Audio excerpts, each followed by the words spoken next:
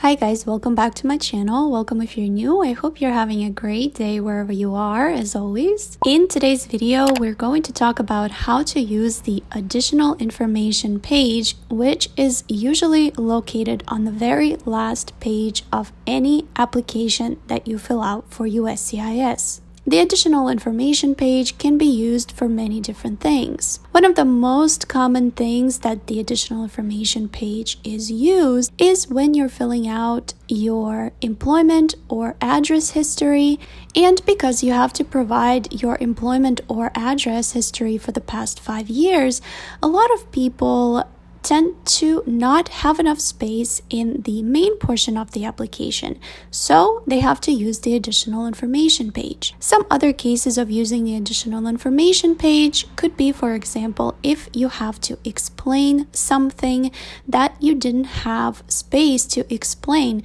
in the main portion of your application. So today I'm going to show you some examples of how to use the additional information page. In this example, we have filled out the address history, which is located on the form I-130 on page 2. We input our mailing address, then we obviously have to leave physical address 1 blank because our mailing address is the same as our most recent physical address. Then, as you can see, we moved on to physical address 2, which was the address that we lived in most recently before our current physical address. But what if you lived in another physical address in the past 5 years, as you can see, prior to 2018? Well, in that case, we are going to scroll all the way down to the additional information page. Here, you can go ahead and start typing in, starting with the item 3A. Please keep in mind that you input the most recent address or the most recent employer first, and then you move backwards over the past 5 years.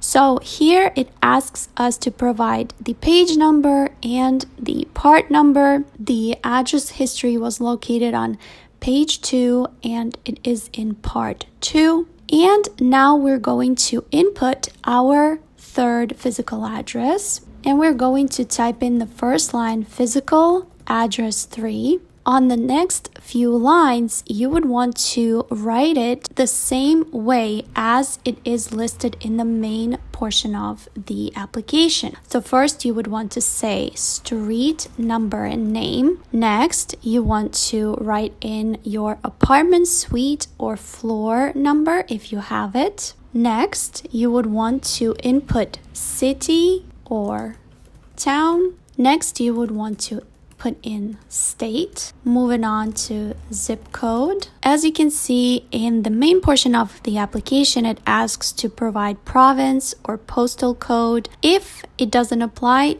to us, since in the US addresses, typically there is no postal code or province, you don't have to input those. However, if your address is overseas, you can obviously input province or postal code as well. Moving on to the next line, country. Moving on to the next line, don't forget to type in when you lived here, dates from and dates to. Please keep in mind that you want to keep the dates in the same format as they are asked to be filled out in the application. So month, date, year. If you have additional physical addresses that you would like to provide, you can move on to item number 4A and start filling out here as well. If you have another physical address, for example, physical address 4, where you have lived prior to physical address 3, then you would have to input the same page number and part number and format it the same way. Let's move on to another example when people typically have to use additional information page, and that is employment history. As you can see in our application, presently, the person is unemployed.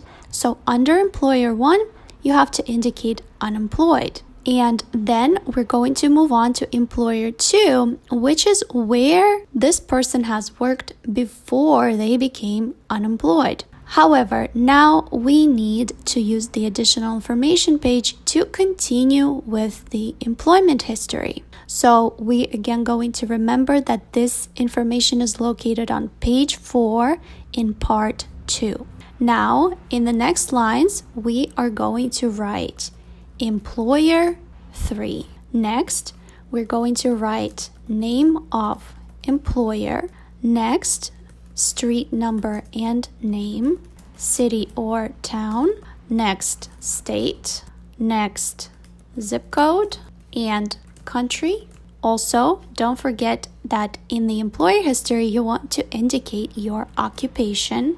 And finally, don't forget to input dates from which you worked here and dates too. And as you can see, we have 3 more empty spaces available on the additional information page to continue the additional address or employment histories. And in certain cases, people run out of space, which is normal. So in this case, what you want to do is you can either copy this additional information page and continue to fill it out as you would normally. You can make as many copies of the additional information page as you want, or another option is to create a separate page in a Word document and organize it in a very similar way as the additional information page. So on the screen, I will show you an example of how you can organize this additional information page in a Word document. Make sure that you also have identifying information on this page, such as the applicant's name, their alien number if they have one, just so it doesn't get lost.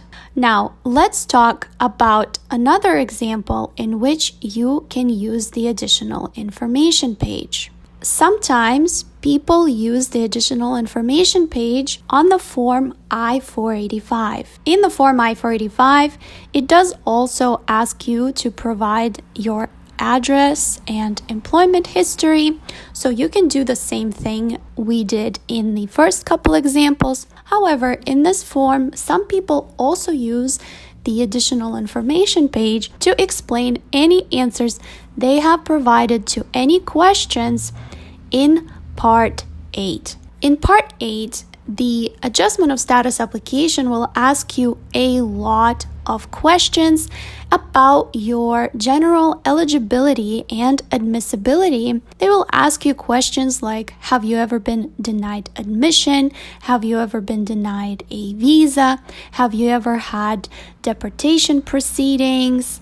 Anything like that. For example, let's take question number 17. Have you ever violated the terms or conditions of your non-immigrant status? So we can use the additional information page to explain your answer if you, for example, answered yes. That question was located on page 10 under part number 8, and item number was 17, question 17. So you can explain, for example, that you have violated terms of your non-immigrant status. For example, you could say, I have overstayed my visa. You can write this, or you can write as much explanation as you wish. In certain cases, you can also use a separate sheet of paper in which you can provide a better, more detailed explanation if you wish. Obviously, I am not a lawyer and I cannot recommend you or answer any questions of how you would explain your situation. However, please keep in mind that any of these answers can be brought up at your immigration interview, and if the USCIS officer decides that this is something that needs to be further taken to an immigration court, in that case, obviously, you will need to contact a legal representative. So keep that in mind that you can use this additional information page for this purpose as well. Another way of using the additional information page is in the I-864 application, Affidavit of Support. Specifically, if you move on to page 5, part 6, if you have, for example, answered no to question 23A, such as you did not file a tax return for each of the most recent tax years, and you can use the additional information page to explain why you answered no to this question. So in the additional information page, you'll say page 5, part 6, item number 23A. So in this case, you can say, I was not required to file taxes because I was a student, for example. If, for example, you have only filed taxes for the most recent year and not the other 2 years prior, you can also use the additional information page to explain this. For example, you can say, I filed taxes for the most recent tax year, and then you can say something like, I was not required to file taxes for the years, for example, 2019 and 2018, because I was a full-time student. Or you could say because I wasn't making enough income or something like that. Don't forget to attach any evidence in this case. If, for example, you said that you have not filed taxes because you are a full-time student, you should provide a copy of your school transcript showing that you indeed were a full-time student. I hope that you found this video useful. You can reach out to me via email or social media listed in the description box of this video. And also, if you would like to receive personalized one-on-one assistance with your forms, or if you would like to schedule a one-on-one Zoom conference call with me where I can answer some of your questions, you can reach out to me at formshelp.international@gmail.com. I will get back to you with my list of services and prices. I hope you found this video useful. Good luck in your application process, and I hope to see you in my next videos. Bye!